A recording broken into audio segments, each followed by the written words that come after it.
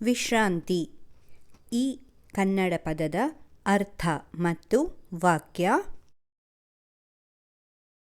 ವಿಶ್ರಾಂತಿ ಈ ಪದದ ಅರ್ಥ ಆರಾಮ ಅಥವಾ ಕೆಲಸದಿಂದ ಸ್ವಲ್ಪ ಸಮಯ ಬಿಡುವು ತೆಗೆದುಕೊಳ್ಳುವುದು. ಸ್ವಂತ ವಾಕ್ಯ.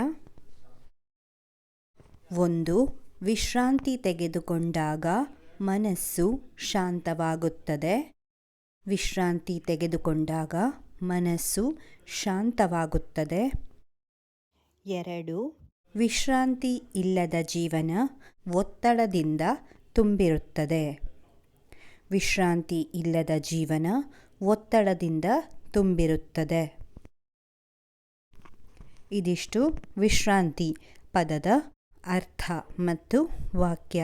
ಧನ್ಯವಾದಗಳು.